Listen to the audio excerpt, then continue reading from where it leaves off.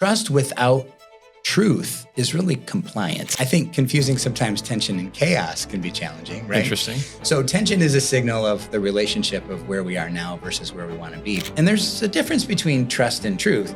Truth is, I can say it how it really is. People are committed to truth. They're compliant with trust. When you have truth, you open the door to possibilities. Truth really is the key to creating paths. We don't have control over outcomes in our lives in any way. What we can control is our decisions.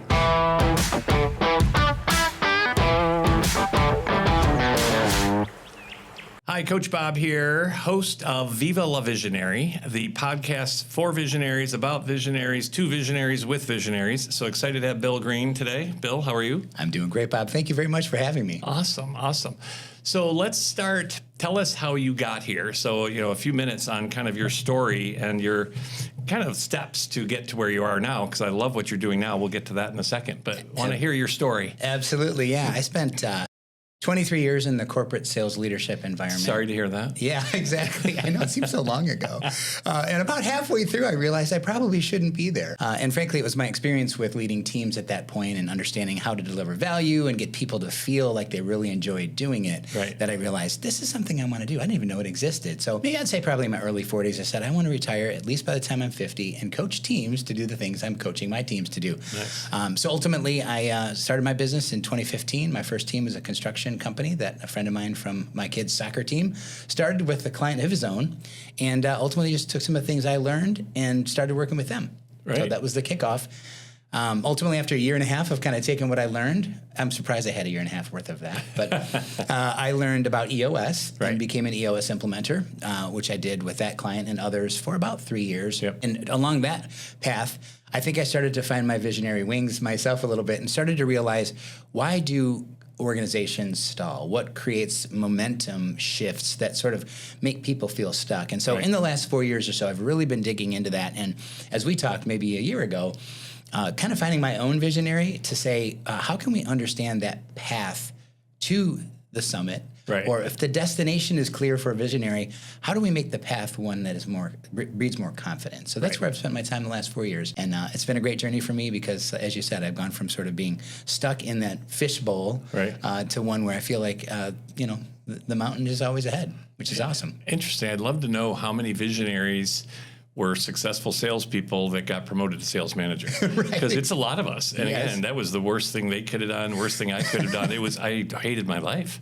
That is so but true. That was when I was then seeing what was going on in the industry and with our clients, and it's like, ooh, there's a couple gaps. Yeah. So that's when I started my first business. So that's interesting. Right. Yeah. So what is your business called now, and what do you do with that? Yes, my business is called Vibe Optimizer. Right. And ultimately, as you think about a typical visionary, they don't really have any trouble describing where there is. The destination is clear, at least for a week. Or at least in their heads. Exactly. But the idea of where they want to go is inspirational, and it's something that keeps them focused and motivated. The challenge, though, I think for a lot of visionaries is finding the right path, one that makes them feel confident. So Vibe Optimizer ultimately exists to optimize the relationship between the bigger future and the current reality. Right. So that's our goal, is to make sure that we help we're supposed to think about reality? Exactly. we have to be where our feet are, right? So it's difficult sometimes to take that path forward to the destination that you have in your mind if it's not clear how you're going to get there, and especially for those around you. So that's what we do. We help to optimize that vibe between where you are and where you need to be,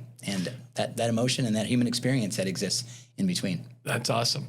So what are a few lessons you've learned either on your own or with your clients regarding the visionary? And because I know we've talked about a lot of them, but I want to share with the audience, what are a couple key tips that you've learned or you've learned with your clients? Right. Because I know, as I work with visionaries as well, and when I hear you speak, I'm like, ooh, I could have used that then. And That's great. I think the first is that there really is no control over the outcomes.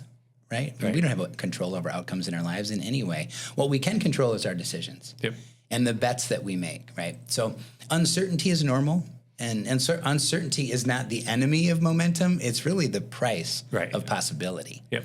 And so when we recognize that uncertainty is something that we embrace, the best leaders, the best visionaries, are ones who can perform and commit despite the uncertainty, because that uncertainty is what gives you the energy and the drive to go forward. So uncertainty is good. Uncertainty is good. Yeah. Tension is good. I mean, tension is often something that is confused with pressure or friction. And tension is really a signal of the relationship that we have between where we are, the current reality, and where we want to go, that bigger future. So if we recognize tension as a signal, we have agency, we have authorship, and we can decide what decisions we make, what outcomes we get, whether we like them or not, rinse, lather, repeat, but we're always in control. And, from David Emerald in his book, The Power of TED, rest in peace, he passed away last year, but a huge inspiration to me.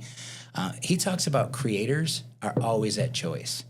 And that statement really, really resonates with me. We have choice if we're in the mode of creator. When we're the victim or the persecutor or the rescuer in our lives, we give up that choice. And we become, in the drama triangle. So creators are always a choice. And if we take that lesson, we have agency. That's awesome.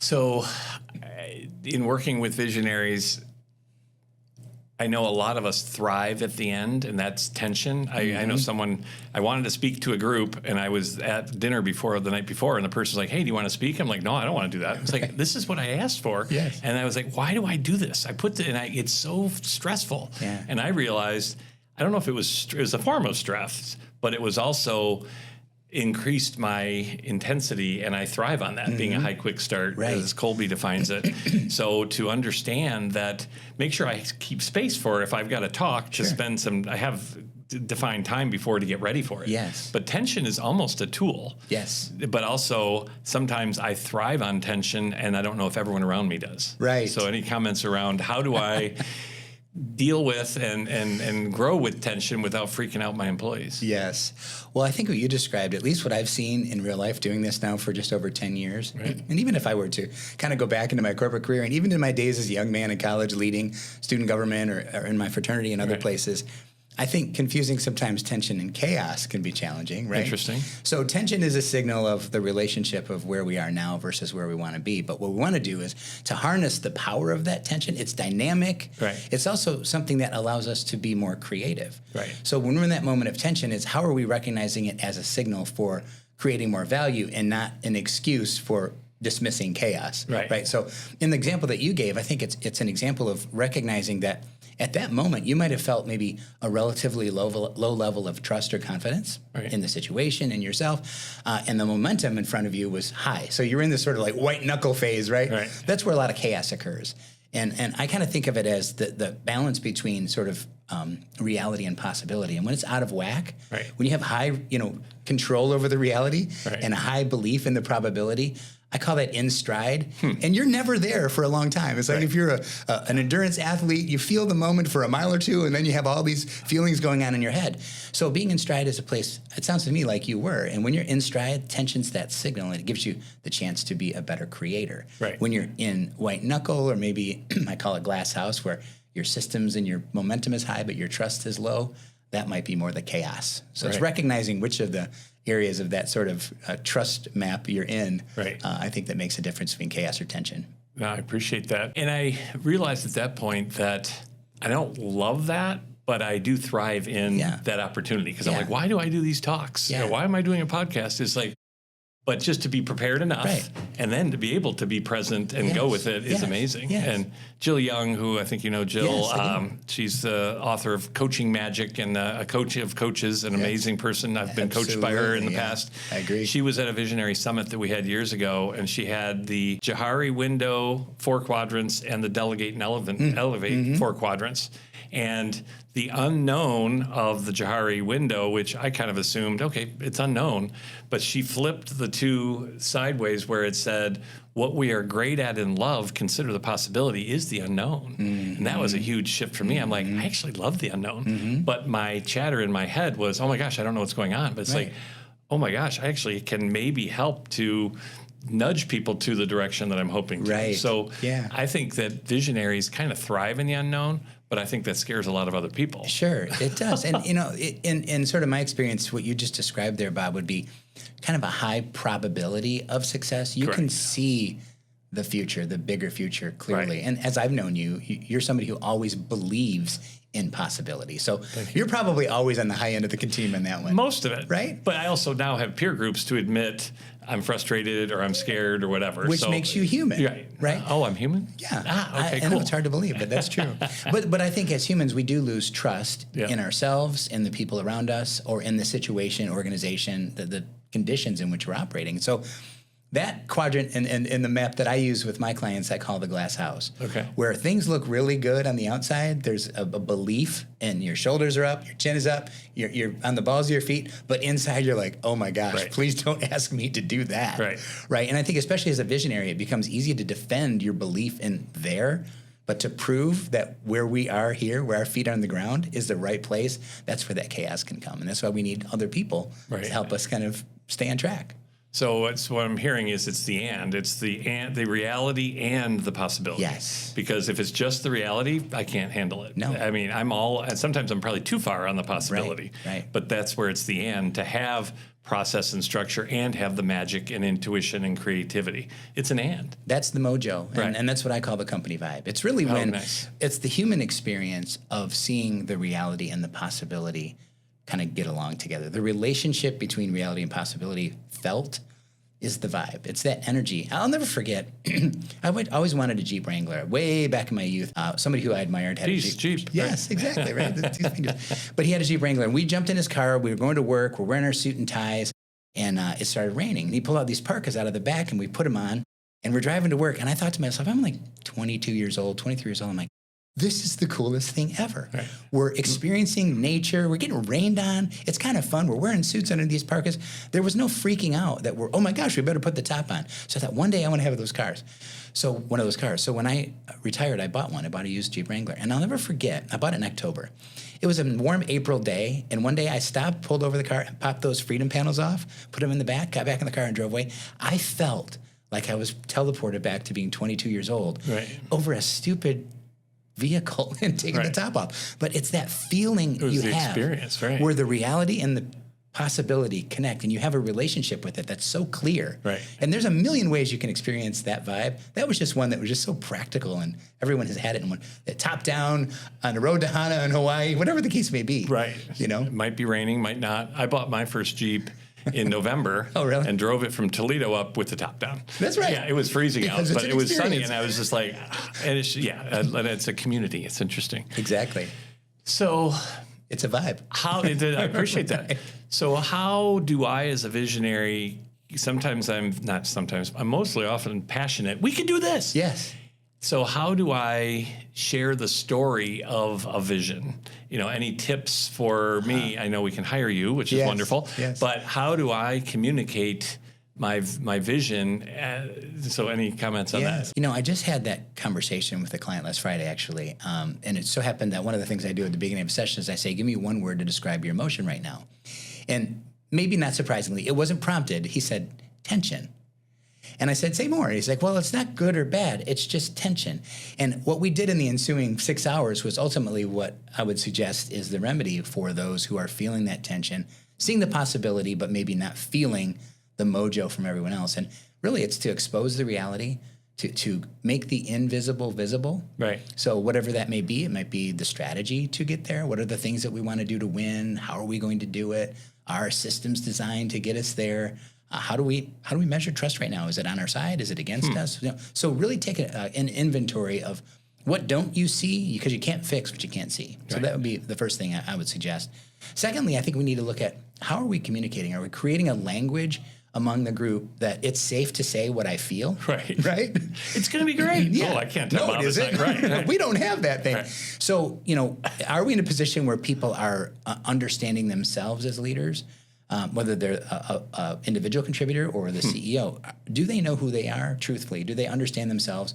Are they self-aware, inwardly sound, others focused? So the way we show up, how the work is done, are we seeing the way things go from A to B to C to D? Right. If there's a friction point along the way, that's usually where we get, I like to call them logs and snails. We're stuck or we're slow. And then finally, are we creating a language where we know what it means when we say here, this? At this company, when we say X, Y, or Z, this is what we mean. And then finally, the third piece is to really make the shifts. It's not about 5-run home runs. I was just at the Tigers game the other day, and they want to know extra innings because Jahmai Jones, who got roundly booed 2 times during the game, beat out an infield single. That was the difference the entire game. And ultimately, the Tigers came back and won because of that little bitty move that was made in that game. And that's all we need to do is make sure that we make the visible invisible, name the truth. Make the invisible visible, name the truth, and take small incremental steps. I like to call them baby steps to the end goal. And that gives you the power to take that possibility and begin to execute more in reality. That's awesome. So, and I heard you say it's the culture and there's got to be trust. Because people have told me in the past that work for me, it's like, well, I don't want to give you bad news or deter you from your inspirational thought. I'm like, I'm open that it's not that. Right. But I know sometimes, whether it's my title or my confidence or my fast talking, that people are like, well, I didn't want to, but so it's about being open and honest, correct? Absolutely. I like to say, because it's been my experience, I've seen it too many times, especially in the corporate world. Well, don't say that. Right. Or the meeting after the meeting, or meeting before the meeting. So-and-so's coming to the meeting. We better make sure that we say all the right things. That used to make me sick. Yeah. And so you brought up a bad memory. I'll share in a second. Go ahead. Yes, exactly.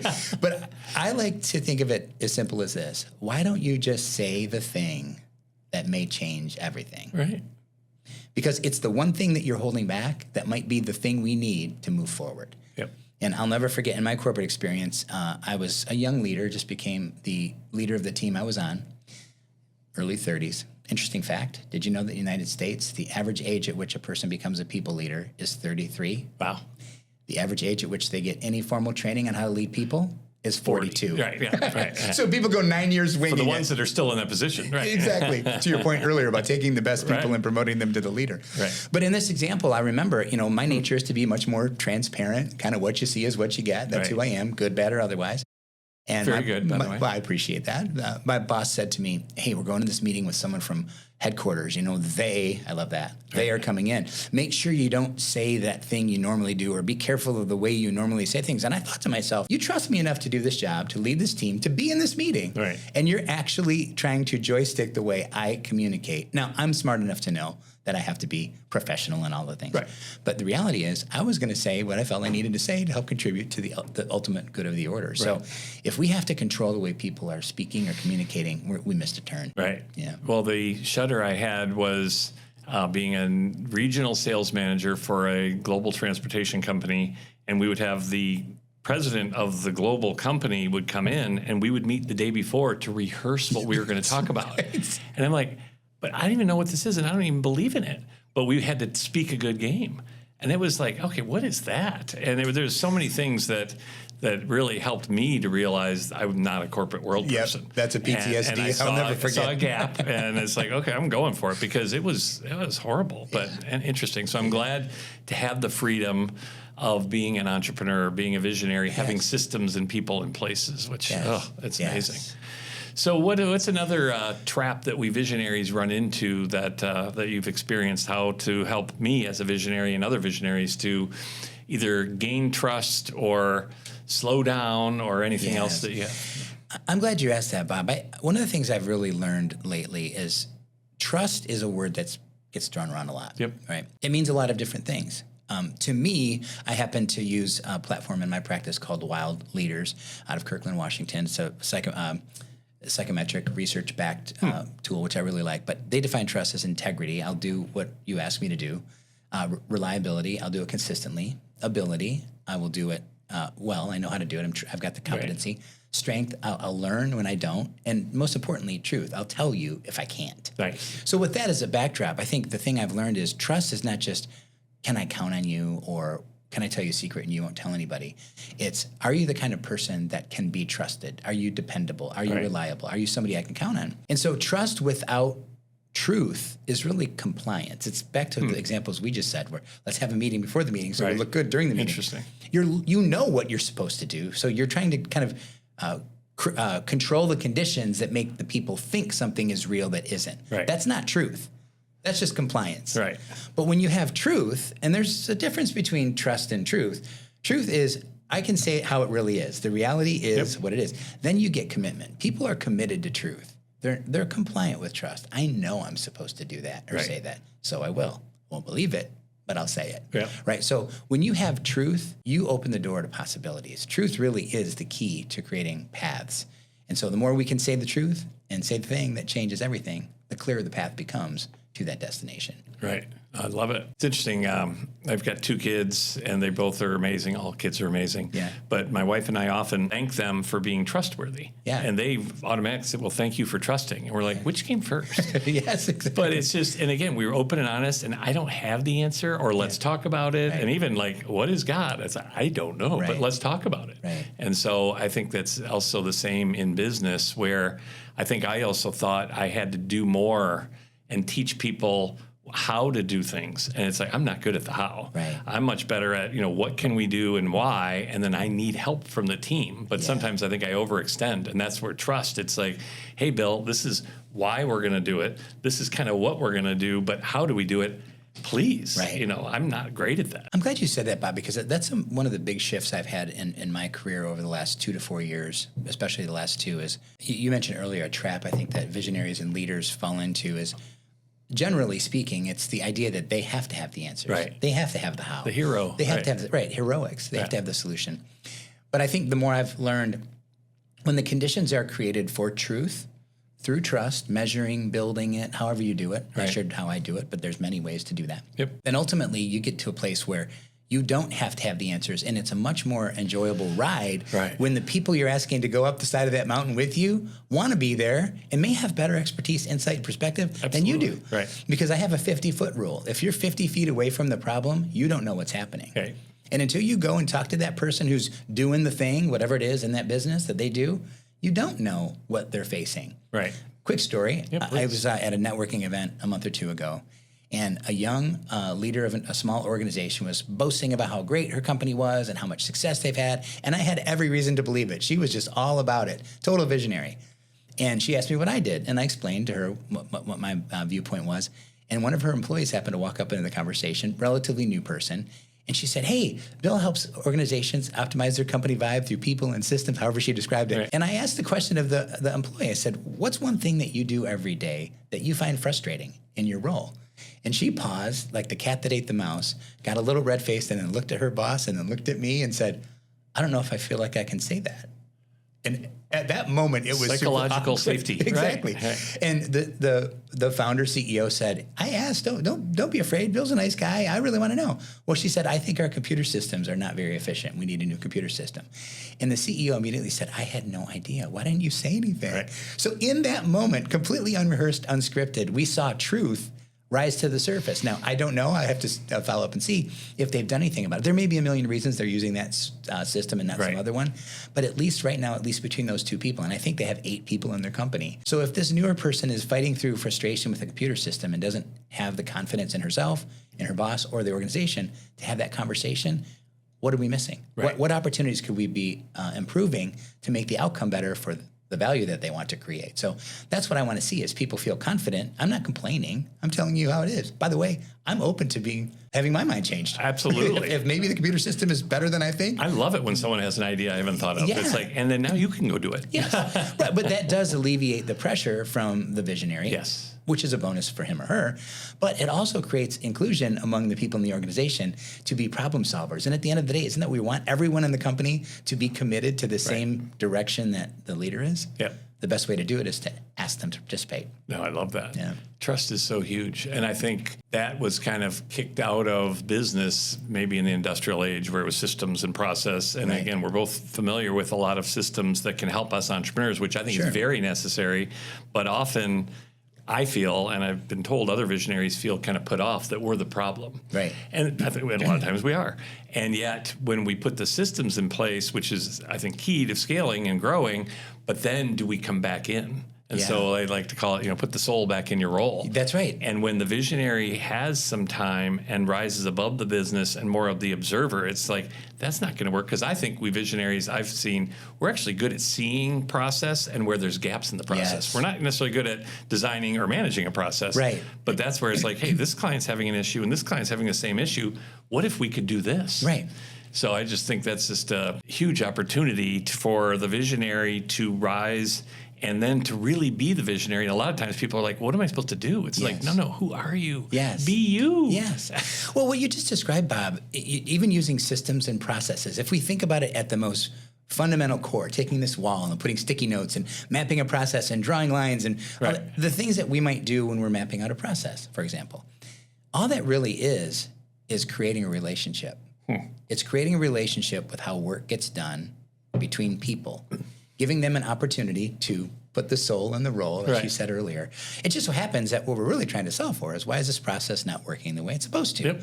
But by doing it in a collaborative way, you're encouraging people to say the thing that might change everything, invest in relationships, and recognize that the way the work gets done, all you're really doing is creating a space for them to talk about it openly, to communicate. It's a language.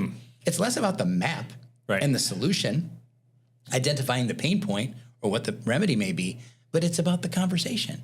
And so what you just described a moment ago is just one way to really foster relationships within the organization, so the visionary can be the visionary and the people who do the work can grow together and go along on that path with the visionary. It just boosts from, you could say, the bottom up. Right. It's not always top down. So it sounds like what you're talking about is working on the business rather than in the business. Yes. Because a lot of times we're focused on this little thing, but if we can get the right people and processes and then be above it and problem solve and whatnot. Yeah. So why wouldn't a visionary let go of a lot of things they're doing and trust others? Why are some of us visionaries hesitant to trust other people? Yeah. You know, that's such a great question, and I'd love to give a real profound answer, but if you don't mind, I'd love to give you what I actually have found. Sure. They don't ask. Right. They just don't ask. No, that's awesome. I mean, it's not because they don't care. Right. It's because they assume. I assume my people trust. I assume there's truth in my organization. I assume everything's going well. They have no reason not to. Right. People show up, like the example I gave earlier of the young, small company. The person who recently joined the organization, I think, trusted the leader. I could tell by the relationship they had. Right. But at the moment, the process that was in question wasn't known. So if you don't ask, you don't find out. If you don't find out, you don't have to do anything about it. So the simple answer is ask. Where is trust in our organization? So is it, I love that. So am I afraid to ask sometimes because then I'm not the hero and the answer man all the time? That's possible. I think that I would say that's probably a lower percentage of the time that the visionary is afraid. I think it might be early on I've seen that. Maybe so, yeah. Right. But I think more importantly, people are so focused on getting there that they forget, why are we stuck here? Right. Right. So there's a reason why logs and snails appear in process in organizations, and sometimes it's due to a lack of trust. Sometimes it's the computer system. Sometimes it's the tools we have or don't have at the moment of need. Right. But if we don't have routine conversations and we don't make, I like to say, we should really make trust a KPI the same way we would customer experience or EBITDA or anything on our P&L. We can measure trust any number of ways and monitor it and build it in a way that becomes currency when we need it, because trust is really currency if we want to move up that mountain. So how does one measure trust? Yeah, I'm glad you asked. One of the ways that we do it with the WILD Leaders Program, WILD stands for Whole and Intentional Leader Development, is basically Net Promoter Score plus 100, so we don't end up with a negative score that confuses people. Right. But ultimately, we look at trust across 3 dimensions: personal, individual, and team trust, with 10 different dimensions, from competence to composure to purpose, different ways that people look at their own trust in themselves as they show up, the people they work around every day, and then also the organization. And we look at the index assessment at the organizational level and end up with a net trust score that 140 would be considered a strong score. Anything below 100 would show opportunity. Right. And inevitably, with organizations that I've worked with, the best scores I've seen are in the 130s. The lowest scores I've seen are down in the 100s, the low 100s. And as you break down any one of the 33 categories, you find key soft spots. Usually there's 5 or so, and key strong spots, and that gives you the opportunity to build it. So it really does become just a way of saying every year we're going to measure trust the same way we might our Google reviews or anything else. And hey, we're at 120 as an organization with soft spots around team trust, the reality, right? On composure, and you can program it. Say, let's do the things it takes for us to move the net trust score from here to there, and let's ultimately tie it back to what kind of outcomes are we getting in terms of process, performance, profit, whatever it may be that we're measuring, because trust is currency. That's awesome. Yeah. So if someone wanted to get a hold of you, how do they do that? Yes, you can visit vibeoptimizer.com. Vibe Optimizer, okay. Vibeoptimizer.com, or my email is bg@vibeoptimizer.com. Awesome. Yeah. And if someone's interested, do you have like a discovery call or what does that look like? Absolutely, yes. We like to spend some time getting to know what you're looking to optimize, right, and ultimately understand what your commitment is, what you've done, what's worked, what's not worked, but there's no commitment or obligation on the front end, just to understand what it is that you're looking for and how we can help. Great. Yeah. So do you have any other things that you want to share, any other nuggets or questions for me? Yeah. Oh, I'm glad you asked. Yeah, Bob. I think it's interesting when I think about my relationship with you. We met when I first became an EO supplementer. Right? I think the very first QCE I attended, I happened to be fortunate enough to sit at your table and got to know you right early on, which was great. I think that was about 2018. Right. So it's been that long. We've known each other for a while. But as you think about the work that you've been doing lately, I know we talked a little bit before today about some of the pivots that you've made in your program. I'd like to learn a little bit more from you about how you view trust and truth, the things that we've been talking about at the core, relative to the work you're doing with I Matter and the Visionary Forum. It's all about trust. Yeah. And so with community, peer groups, so we talk about in Unscatter the Chatter, our book, there's 7 lifetime expanders, and the first one is creating great relationships.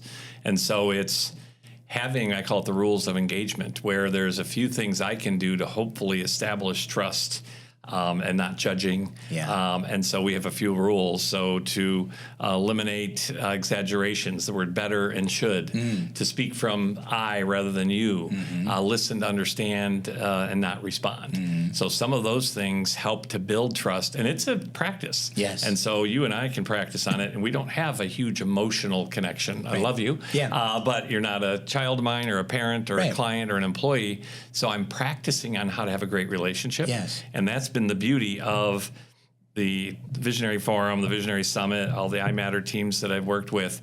It's ultimately practicing with others to then learn how to shift the conversation in my head. Yeah. So if in my head is Bill going to like me? Is he going to hire me? Is he going to recommend me? Ooh, I shouldn't have said that. Yes. To shifting the conversation to say, I'm here with a trusted person, and it's not, am I? It's just I am present. Yes. And so at the end of the day, I feel that if I know and act like I matter, that's going to then lower my judgment and be more at peace, be more present, have more patience.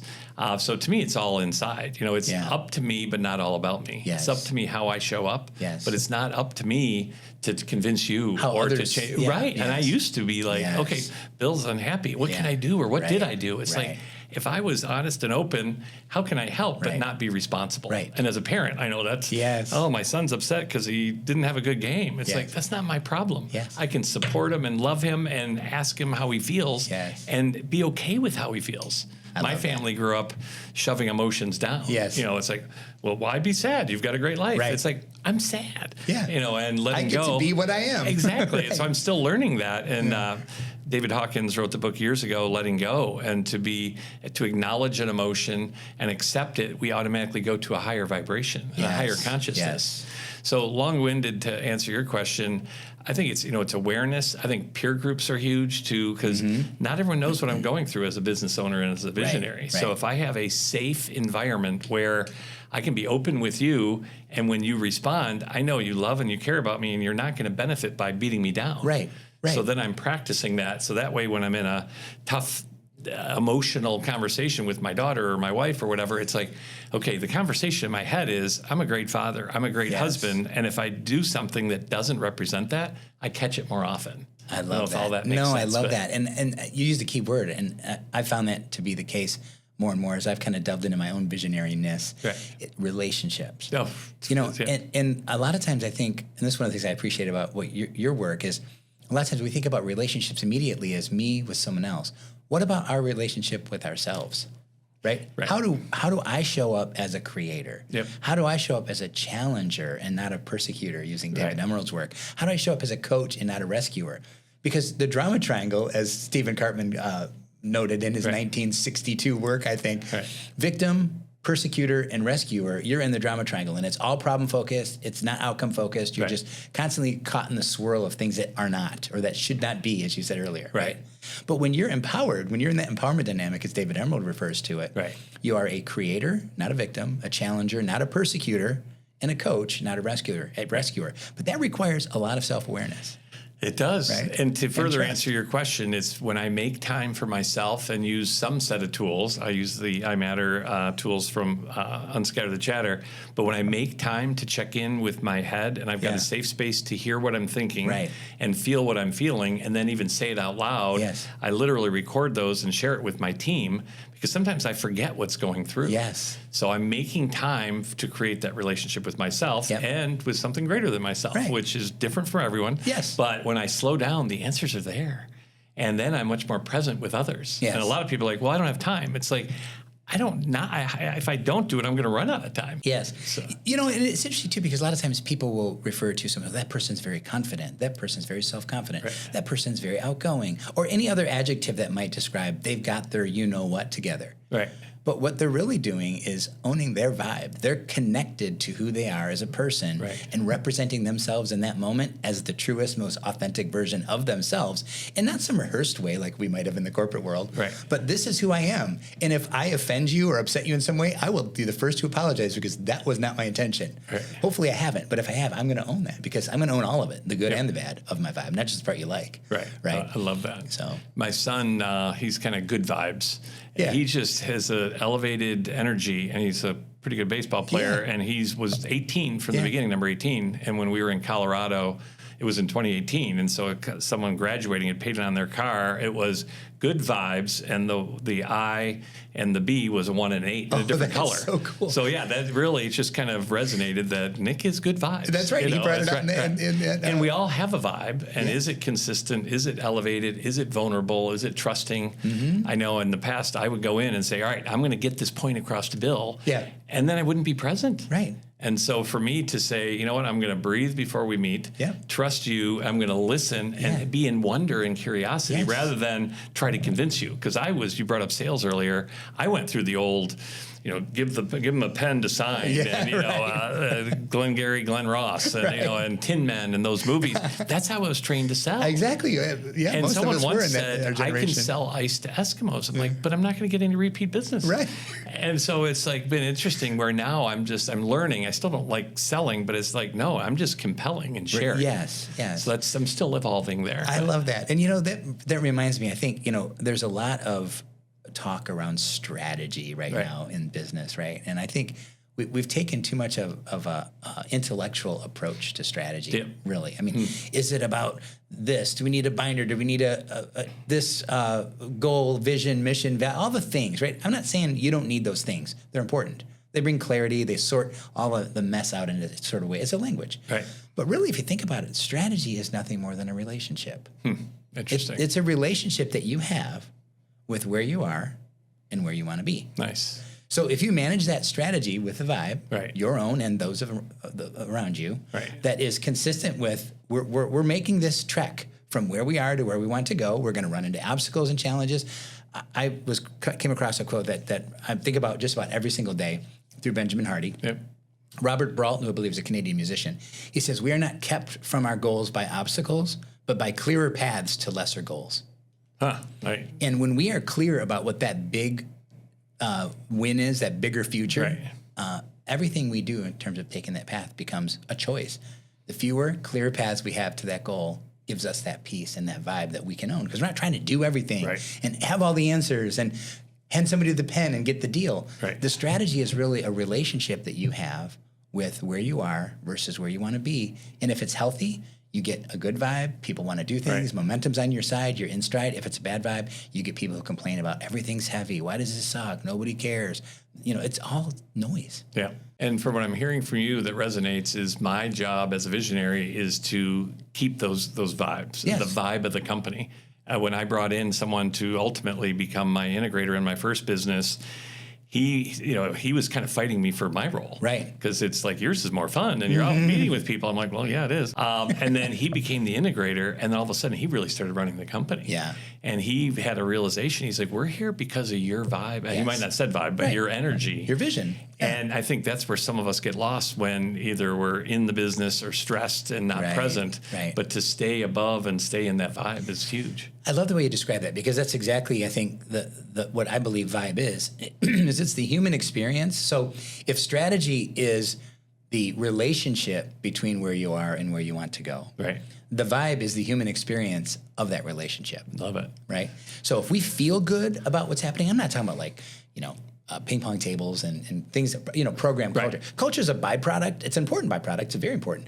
But if the vibe is right, people are clear about who they are, Yep. who the people around them are and why they matter and what the organization is all about and where they're going, then ultimately you're just really managing relationships. And people can do a lot more by managing relationships than they can by managing things. We don't have answers. Right.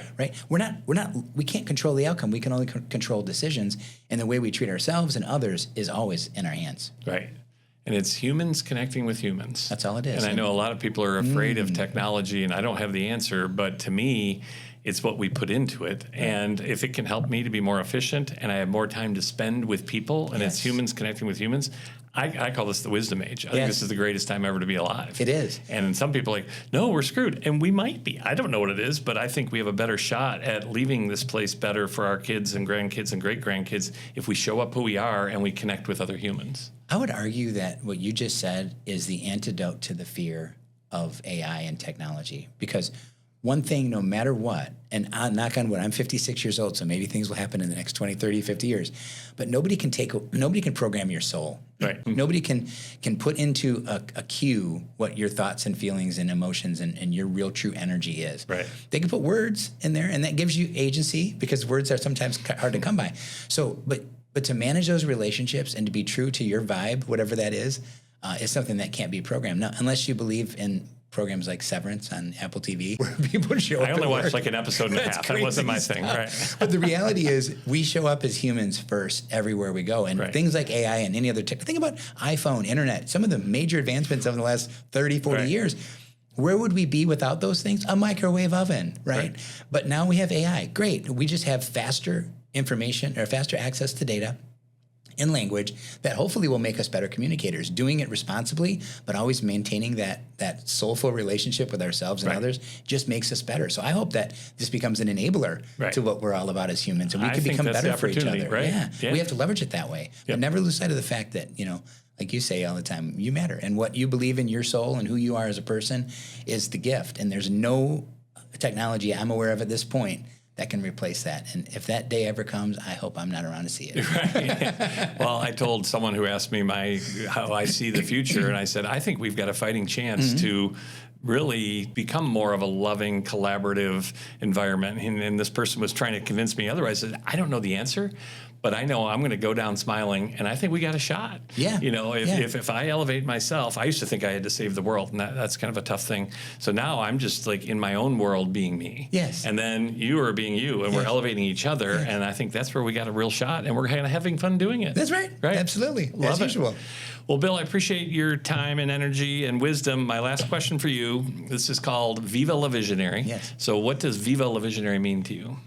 Oh, I think it means enjoying the climb. It means recognizing that you have a destination that matters to you in a way that might matter more to you than anyone else, but you're living the life to make sure that you and those that you care about around you are enjoying that journey on the way there.